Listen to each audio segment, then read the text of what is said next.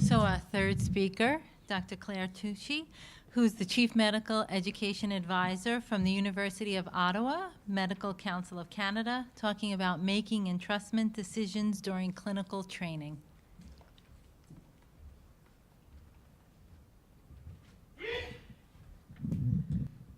Thank you very much, Joan, and thank you for inviting me. The advantage of being one of the last speaker of the day is that I'll be doing, as a good clinical educator, should do reinforcement of a lot of what you've learned today. Just a couple of disclosure, I am salaried by the Medical Council of Canada. I still do clinical trials and therefore have grants related to that. But as others have said, this talk really reflects my opinions and not those of the constituency for which I work. So just as a reminder about trust and entrustment, which are a really important concept, and in fact there's a new definition that's been published in medical education in the last few weeks, according to Damodaran, and doing a study of different definition of trust. One of the good ones that he's come up with is that it's a judgment by the truster requiring the acceptance of resultant vulnerability, and I think that word is really important, and risk, that the trustee has the competence, willingness, integrity, capacity, i.e. the trustworthiness, to perform a specific task under particular conditions. And I think that having, as a person who trusts, having that vulnerability and risk is something that's really important for us to remember, and that the trustee has those different characteristics of trustworthiness. Entrustment essentially implies that the trust decision has been made that will allow the trustee to undertake that future activity, and we'll just try and keep those definitions in mind. So as was noted earlier, trust, we've devised a framework with three different types of trust. That presumptive trust, which is that piece of paper, either that MD degree or their MBME exams, or in our case, our licentiate exams, versus initial trust, which is when you walk in that first day of your rotation and you have your new clerks or your new PGY1s that are sitting there, and what's that initial trust that why do you let a student or a resident go see Mrs. X but you don't let them go see Mr. Y? And then finally that grounded trust, which is that trust that is developed over time, which is developed over multiple encounters or multiple pieces of information. There is then the entrustment decision-making that you make, and that's been discussed as well before, those two types of entrustment, that ad hoc, so that's every morning I come in and I'm gonna make those entrustment decisions on where my residents are gonna go, which patients they're gonna see, and how am I gonna trust them to do that central line, or to go give Mrs. X the consent for a brain tumor. Versus that summative trust, which is really giving them that piece of paper with that stamp that says that you are entrusted to do things, which is more at the credentialing level. The picture there is of a young driver, because I think there are a lot of parallels there where you first take your child driving versus really entrusting them to be able to drive. My 17-year-old is alone at home, and I was tracking her as she was going shopping today to see if she'd bring the car home safely.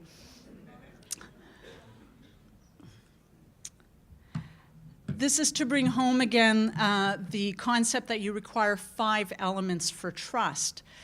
There is the elements that you need of the trainee, so their competence, their trustworthiness, versus the trust element of the attending themselves. So being an older, experienced clinician will be very different than being somebody who's just come out of residency. You might not let them do what they need to do. There's the urgency of that situation that we discussed before, or the context in which you are in. Are there 14 patients waiting in the emergency room, or do you have plenty of time to go discuss with the patient? The task is important as well. What are you asking them to do? Do they have the competence to do it? And I think one of the things we forget is the relationship that you have. Have you heard anything about this resident before that may make you antagonize them or might make you like them to start with, or do you have prior experience with them? So I think this brings me to the crux of my talk. It's really about that language of entrustment in clinical training. What we're trying to do in an easy way is, and I thought when I first got in this game, I thought it was a really easy thing to make what we think implicitly and make it explicit. So in the context of EPAs, for example, for me, EPAs as a general internist, they are very intuitive. It's what I do every day. And I keep telling my staff, this is easy. You do this every day. We're just going to put it in words. And this is where it gets complicated. The words, when we think of trustworthiness and we think of assessment, to me, there's a little bit of a spin here, and it's quite different. Our traditional assessment has been to document what we see. It's documenting what we observe. I think when we're talking about trustworthiness, we're not only documenting what we're observing, we're also making that guess as to whether or not we think that they are entrustable to do this again in a different context. Right? So the whole entrustable paradigm is really, are you able to predict, or can you make a guess as to what they're going to be able to do next time based on what you are witnessing right now? So not only do we need to make explicit what is implicit in us, but it's using the correct language. In French, we would say plus ça change, plus c'est pareil, which means the more it changes, the more it is the same. So we do have to be careful, and what I've witnessed to date, being in charge of our Canadian EPA project and helping the schools implement this, is that we tend to use edu-speak. So we are using terms that as educators we're very comfortable with, words such as pre-entrustable and entrustable, and we are pushing this out to the front lines who have no idea what we're talking about. So I think we need to be very cautious about that language. One of the examples, just as stated, pre-entrustable, entrustable, was used very early on by one of our schools. They decided, first of all, they had huge buy-in to implement a competency-based education in their undergraduate clerkship. It felt intuitive to the staff. It's a small school. They felt that they had to do very little faculty development because of this buy-in. And the assessment group decided to go with a dichotomous scale of pre-entrustable and entrustable. What do you think happened? It was translated into pass-fail. It was an actual, it was a close to disaster. There were some very good things about the project, but it really meant that the students were uncomfortable dealing with these judgments, and the staff actually started making them entrustable just so that the relationship could be kept. So it became a little tricky. And so using these types of languages and using, so this is an example from the AAMC core entrustable activities, using this language is great for educators, it is great for behind the scenes, but translating that into clinical work from the primary, the physicians on the first lines, I think we need to translate that into language that is well understood and language that is intuitive. It also has to be language of explicit entrustment that is developmental. Part of what we're doing is not trying to reproduce our scales of the mini CX, for example, from 1 to 9, where I don't really know the difference between a 7 and an 8 or a 6 and a 7. But we're trying to see where they go from being a novice to an expert throughout their growth. So you've seen this one before where Olet and Kate and Carrie Chan have developed 5 different levels. And these levels are great, again, for educators where we really talk about these different supervisory roles that we have. And looking at UME, we're really looking at that difference between level 2, which is direct supervision. You're watching them in context, versus level 3, where they're going to indirect supervision, where you're able to let them go, but with distant supervision. So what are people doing? So the U.S. pediatric subspecialty, and I thank Carol Caraccio for lending me this, has been looking at trying to make the language more specific in those 5 different scales. And they're not necessarily scales that we would use for medical students, but again, it's talking about they observed only, or they had direct supervision or indirect supervision. Again, I think that for the front lines, those may not be the exact language that you want to use.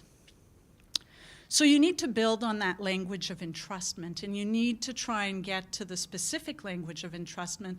There's been some talk. Janelle Reckman from our institution in Ottawa has done some work looking at that different language and making sure that it is specific to the construct that you're looking for. And I think that we need to get away. We can use the numbers behind the scenes, but I think we need to get away from the ordinal scales and really get those descriptors to be specific. Will this mean less faculty development, which a lot of people have been determining? I think that these will allow us to determine what type of faculty development we may need in the future.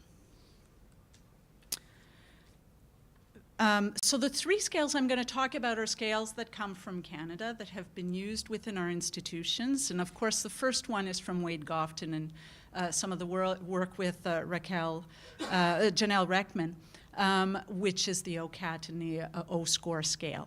I had to talk them through it.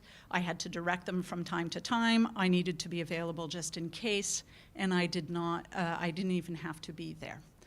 So these have been studied quite extensively in the OR. There's been a study recently published in outpatient clinic, and in internal medicine we've said, well, can we use this? And how much faculty training do we need to do? So we actually took, so for our general internal medicine, so we have a 5-year program in general internal medicine, and what we thought is we would look at our R4s and R5s that are coming to do our clinics and comparing how they adapt this. And one of the message we got, because we didn't do much faculty training, we wanted to see how they would use these. It was very interesting to see. So the R4, R5s should be able to run our GIM clinics without too much difficulty. So being able to use this scale is very appropriate. What was interesting was in a subspecialty clinic. I run a clinic for HIV care and the refugee, and I do not expect any of my R4 or 5s to be able to run my clinic independently. There's complex medication, there's complex language, so they're often, either I had to talk them through it, or if they're somewhat experienced, I had to direct them from time to time. So most of them got 2s and got 3s, but some of the staff, I have training with this, I've worked with these scales, and I've spoken to the one who's conducting the study. But some of our staff were actually saying that our R4, R5s were ready to independently run a rheumatology clinic. So we realized that some faculty development had to be done to sort of ground them as to really you want an R4 or an R5 without any training in biologics to be able to counsel your patients with complicated inflammatory illnesses. And once you had that chat with them, it was, oh, maybe they're a 3 or a 2.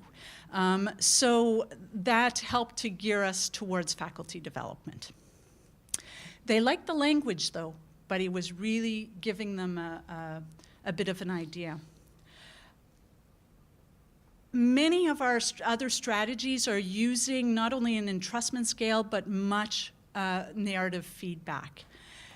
This is from Memorial University of Newfoundland and Labrador, which has implemented the EPAs, and they're the group that did the pre-entrustable. Entrustable is the dichotomous scale, and once that didn't work so well, they decided to speak to the staff and see what they thought would be a good language to use to be able to entrust the students without that pass-fail. So they came up with a 3-prong scale. One was I guided the students through much of this activity, so again, based a little bit on the OCAT and the O-score.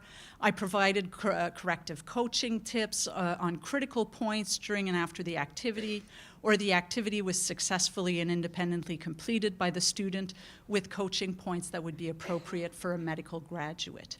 The faculty development for this was around that medical graduate. What does that look like?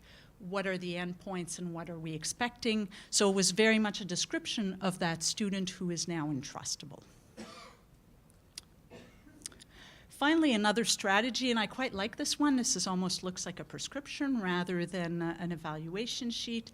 It's the University of Alberta Family Medicine Field Note, and they've been using this for 7 years and have quite a bit of data, and some of the medical schools are contemplating this. This again has only 3 different descriptors. 1 is stop, there's an important correction to be made. 2 is in progress, and 3 is carry on, you got it.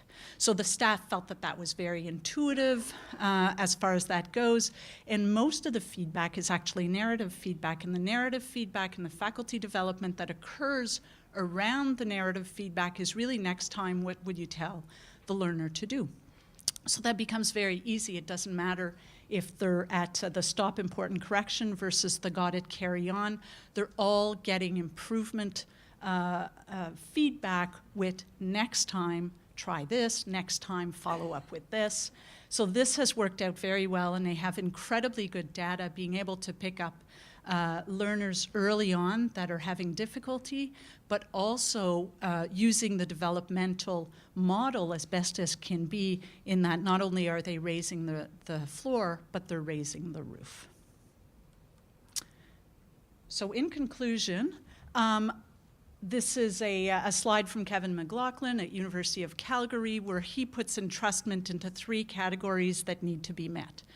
1 is language, 1 is raters and tools, and 1 is the summative process.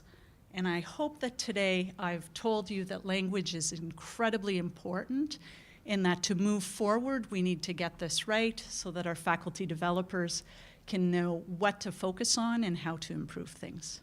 And with that, I thank you.